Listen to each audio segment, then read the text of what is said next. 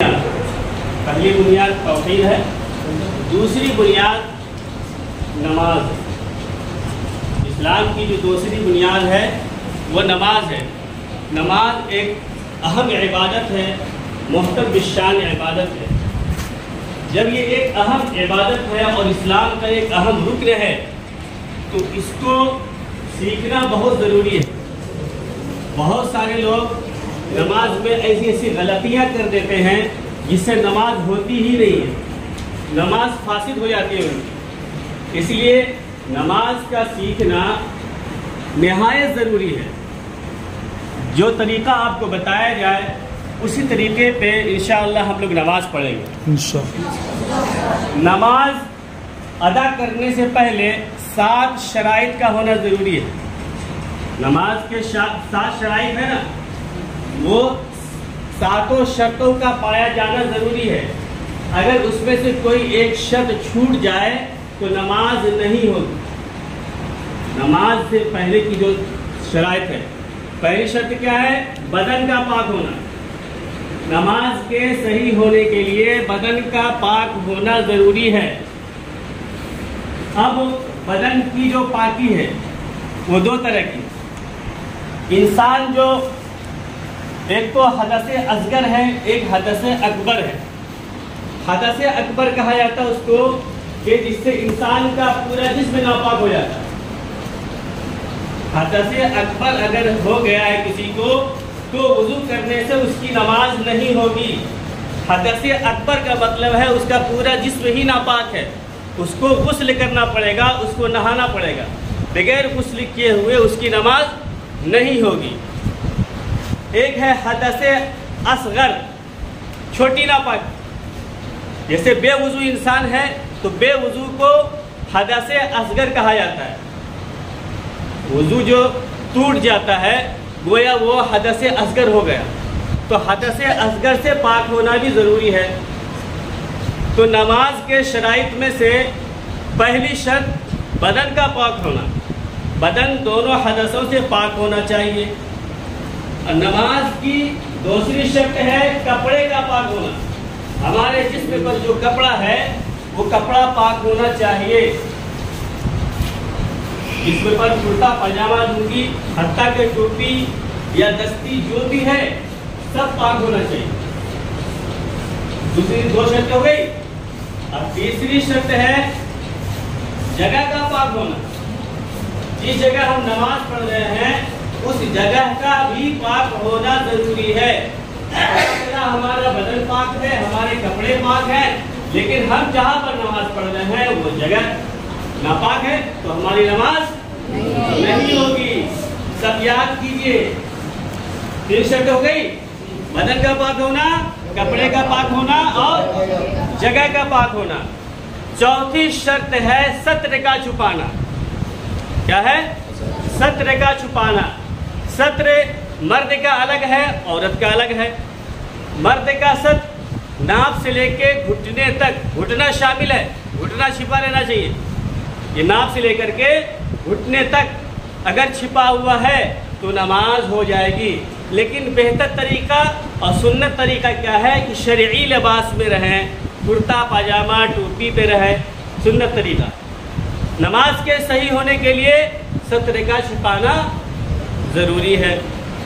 کتنی شرط ہو گئی؟ 4 ہو گئی۔ 5ویں شرط ہے نماز کے صحیح ہونے کے لیے قبلہ کی طرف رخ کرنا۔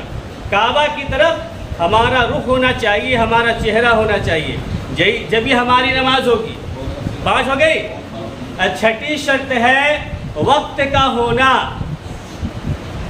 جون سی نماز پڑھ رہے ہیں ہم، اگر ظہر کی نماز پڑھ رہے ہیں تو ظہر کا وقت ہونا ضروری ہے۔ عصر کی نماز پڑھ رہے ہیں تو عصر کا وقت ہونا ضروری ہے۔ اسی طریقے سے اور اگر بے وقت ہم نماز پڑھ رہے ہیں تو ہماری نماز نہیں ہوگی۔ ابھی ظہر کا وقت نہیں ہوا ہے، ہم اگر نماز پڑھنا چاہیں تو ظہر کی نماز نہیں ہوگی۔ ہاں، پچھلی جو نمازیں ہماری چھوٹ گئی ہے، جو قضا نماز ہے وہ تو ہو جائے گی، لیکن جس نماز کا وقت نہیں ہوا ہے اس کو ادا کریں گے تو نہیں ہوگی۔ 7ویں شرط ہے نماز کے صحیح ہونے کے لیے نیت کرنا۔ بغیر نیت کے ہماری نماز نہیں ہوگی۔ ہم آئے دوڑتے ہوئے اور نیت مان لی اللہ اکبر کہہ دیے تو ہماری نماز نہیں ہوگی. تو نماز کے صحیح ہونے کے لیے نیت کا بھی ہونا ضروری ہے. تو کتنی شرطیں ہیں نماز کے صحیح ہونے کے لیے؟ پہلی شرط، دوسری شرط، تیسری شرط، چوتھی شرط، پانچویں، چھٹی، ساتویں نیت کرنا. تو پہلی شرط کیا تھی؟ بدن کا پاک ہونا. بدن کے پاک میں وضو ضروری ہے، بے وضو نماز نہیں ہوگی. تو نماز سے پہلے وضو کا طریقہ ہمیں سیکھنا ہے. ابھی نماز کا طریقہ نہیں بتایا گیا ہے، نماز کے صحیح ہونے کی شرطیں بتائی گئی ہیں. نماز کے صحیح ہونے کی شرطوں میں سے ایک شرط کیا ہے؟ بدن کا پاک ہونا، یعنی باوضو ہونا. پہلے آپ وضو کا طریقہ سیکھ لیجئے. وضو شروع کرنے سے پہلے کیا کریں گے؟ ہم کیا کریں گے؟ نیت کریں گے. وضو کے فرائض 4 ہیں، وضو کے فرائض، لیکن سنتیں 13-14 ہیں. وضو کے فرائض 4 ہیں. پہلی فرض کیا ہے؟ پورا چہرہ دھونا. وضو کے فرائض میں سے پہلا فرض کیا ہے بھائی؟ پورا چہرہ دھونا. پیشانی کے بالوں سے تھوڑی کے نیچے تک، ایک کان کی لو سے دوسرے کان کی لو تک. دوسری شرط کیا ہے؟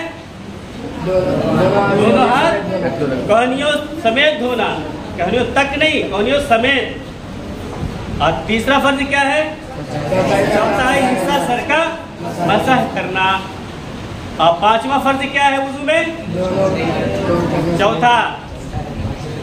چوتھا فرض کیا ہے؟ دونوں پاؤں ٹخنوں سمیت دھونا. تو یہ وضو کے 4 فرائض ہیں. وضو کے 4 فرائض ہیں. اگر ان فرضوں میں سے کوئی ایک چھوٹ جائے تو وضو ہوگا؟ وضو نہیں ہوگا. اب دیکھیے ہم کو وضو کرنا کیسے ہے، اس کا طریقہ ہے، سنت طریقے پر کیسے ہم وضو کریں گے. سب سے پہلے ہم نیت کریں گے، وضو کی نیت کریں گے، اور اس کے بعد بسم اللہ پڑھ کر کے ہم وضو کریں گے. بسم اللہ الرحمن الرحیم وضو شروع کیے. اس کے بعد دونوں ہاتھ کو گٹوں تک، یہ گٹا ہے کلائی، 3 مرتبہ دھوئیں گے. کتنی مرتبہ؟ 3 مرتبہ. اس کے بعد کیا کرنا ہے؟ مسواک کرنی چاہیے. مسواک کرنا بھی سنت ہے. مسواک کے بہت سارے فوائد ہیں، 70 فوائد ہیں. تو مسواک کرنا چاہیے. اگر کسی کے پاس مسواک نہ ہو تو اپنی انگلی سے دانت کو مل لیں، رگڑ لیں. اس کے بعد 3 مرتبہ اچھے سے کلی کرنا چاہیے. 3 مرتبہ کلی کرنا چاہیے. اس کے بعد ناک کی نرم ہڈی تک 3 مرتبہ پانی پہنچائے. ناک میں اگر کوئی گندگی ہے تو اس کو صاف کرے اس کو. ٹھیک ہے. اس کے بعد کیا کرنا ہے؟ پورے چہرے کو 3 مرتبہ دھونا ہے. 1 مرتبہ دھونا تو فرض ہے، 3 مرتبہ دھونا کیا ہے؟ سنت ہے. اس کے بعد پورے سر کا مسح، کانوں کا بھی مسح. پورے سر کا مسح، پھر کانوں کا بھی مسح، ایک گردن کا. ٹھیک ہے. اس کے بعد کیا کرنا ہے؟ دونوں پاؤں کو 3 مرتبہ ٹخنوں، یہ ٹخنا ہے، ٹھیک ہے، ٹخنوں تک 3 مرتبہ دونوں پاؤں کو دھونا ہے. ہاتھ دھوتے وقت جو ہے انگلیوں کا خلال کرنا ہے. اسی طریقے سے پاؤں دھوتے وقت بھی انگلیوں کا خلال. وضو جب ہم کر چکے ہیں تو وضو کے بعد ہم کو کیا کرنا ہے؟ پھر دعا پڑھنا. اشہد ان لا الہ الا اللہ وحدہ لا شریک لہ واشہد ان محمدا عبدہ ورسولہ اللہم اجعلنی من التوابین واجعلنی من المتطہرین. وضو ہو گیا. آ گیا سب کو؟ علی اللہ بتا.